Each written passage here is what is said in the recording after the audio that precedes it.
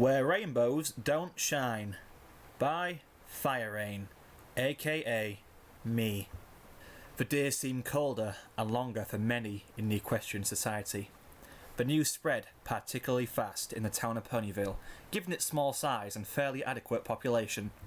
The Ponyville Press and national newspaper distributors alike were pumping out newspapers all slathered with the same title, typed up in a thick and bold black font that read, Rainbow Dash, bearer of the element of loyalty, mysteriously found deceased. Equestria in mass state of mourning. And mourn they did. Given the legendary status of the iconic Pegasus mare with the rainbow mane, it left an enormous, bleeding wound in society. With the devastating news freshly planted in every pony's minds, their thoughts were left in a catastrophic disarray of jumbled emotions. Some ponies cried with pure hysteria, some said their prayers to the deceased mare, others simply accepted the loss. Some even came bearing flowers to where the Cloud Palace was hovering in the sky, unattended, and left as a reminder of the spunky and well-known and widely loved mare. No pony knew for sure what happened to her. All that any pony knew thus far was that Fluttershy was unfortunate enough to be the one to discover the body. The very thought alone brought about a very heavy sadness that lingered in the atmosphere around the nation.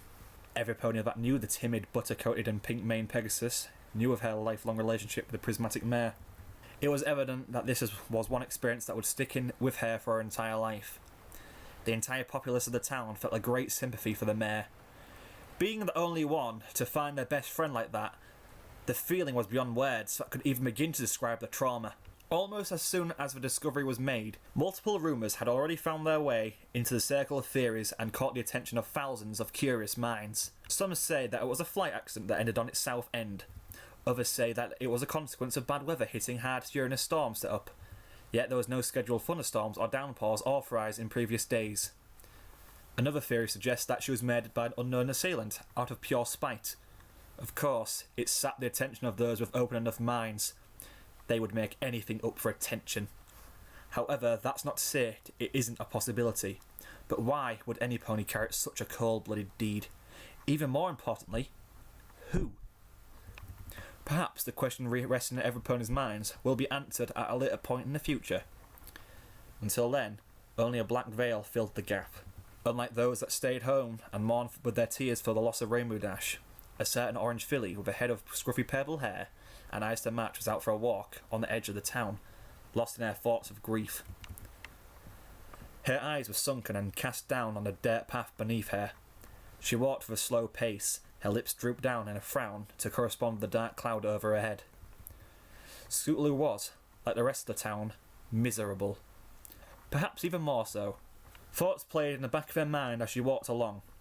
The time she first met Rainbow Dash when she was performing aerial tricks and spins in the sky, and how she complimented her with a beaming, awestruck grin. Heh! Rainbow chuckled at the compliment from the filly upon her touchdown. Thanks, kid. The name's Rainbow Dash.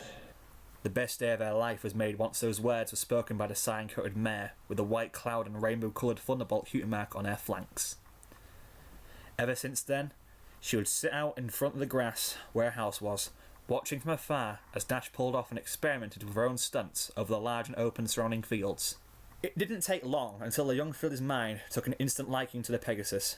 She was her idol, her mentor, her big sister. She remembered the night where Rainbow Dash herself and her best friends, Sweetie Belle and Apple Bloom, went camping in the woods with their older sisters, Applejack and Rarity. How she became scared when Dash told campfire stories depicting of her headless horse and an old, scrawny, elderly mare aimlessly wandering through the deepest depths of the forest, searching for a long-lost rusty horseshoe. That very night, her fright caused her to have a close encounter with death as she fell down the side of a ravine and into the river, thankfully being saved by none other than her soon-to-be big sister. The stars glimmered in her eyes when she opened up to Dash, and she agreed to take her under her wing to teach her all that she knows.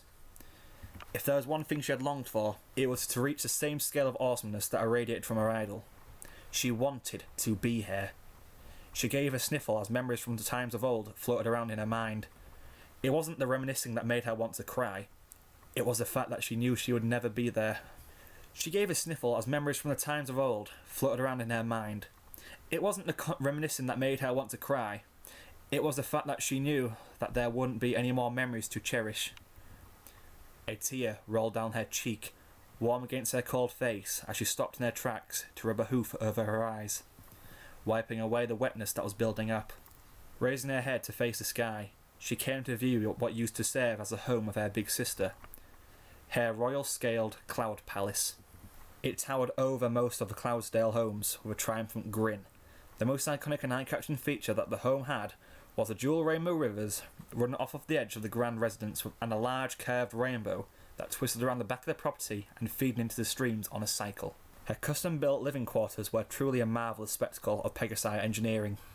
Scootaloo stared at it for a good while, her eyes drifting lazily over waterfalls and to the main body of the house, half expecting to spot her sister, although she knew she wouldn't appear. The rainbows, normally vibrant and shimmering with glorious variations of colour and radiance, seemed dull and drained. It was almost as if they had lost their motivation to sparkle and shine, following the loss of the housekeeper. They appeared dead, ironically speaking. Her frosty purple eyes fell downwards to view beneath the cloud home, landing upon dozens of flower bouquets that were left lovingly and respectfully placed by the Pernavilians and various other foreigners to deliver their grief. The sight that bestowed itself upon the young girl brought a small but genuine smile to her lips. It was nice to know that even in death, the great living legend that was Rainbow Dash lived on. Of course, despite the circumstances, a slight humour played a role in her death. Scootaloo would recall a comment that Dash made some time ago, based upon the fact that if she was ever going to go out, she would go out with a boom. In a sense, the Orange Filly supposed that it had some relevance. However, she wished that the boom part wasn't of this variation in particular. "I miss you, Rainbow Dash," Scootaloo said to nobody in particular. There was no pony around in the surrounding area, so she was pretty much alone with her own thoughts. "I'll never forget you, I promise," she said, holding back a small sniffle. "Scootaloo?" a small voice asked from a short distance behind her. With a twitch of her ear, Scootaloo turned to face the source of the voice, revealing a rather tired-looking Fluttershy. Her lips offered the most gentle of smiles, but her eyes told a different story. Her usually vibrant turquoise eyes were dull and glassy, and the borderline surrounding them was a faint black, identifying a lack of sleep and heavy crying. It was clear that she had been feeling the worst of the grief. It made sense after all. She and Rainbow Dash were very much like sisters. "Oh, hey Fluttershy," Scootaloo greeted, managing a smile. "Are you alright, sweetie?" Fluttershy asked, coming toward the filly to offer her hoof to her shoulder, meeting her eyes. The question may have been rather stupid to ask, but the kindness of the mare's heart still made a priority to ask, despite the situation. "I was going to ask you the same thing," the filly said, motioning with a hoof to Fluttershy's eyes. Oh, yes. I'm fine. Thank you," she said, her voice slightly shaking and drained of energy. "I suppose you're here to pay your respects too?" she asked, motioning with her eyes over to the many variations of flower bouquets. Scootaloo looked down to the ground. I suppose," she said. "I was just trying to take my mind off of... you know," she said slowly, her voice faltering to an oncoming sob as fresh tears began to arise and pool behind her eyes. "Oh, there, sweetheart," Fluttershy said comfortingly as she gently sat herself down in front of the filly, enveloping her hooves around her in a warm embrace. "It's all right. Don't cry," she said softly, resting her head on top of the filly's as she cried. Tears burned at Scootaloo's eyes and rolled down her face as she began to sob uncontrollably, her face buried into Fluttershy's breast, absorbing them. The pair of Pegasi sat together as they mourned the loss of their best friend and sister, crying to their heart's content. Their hearts ached for a bitter twinge and their tears fell freely.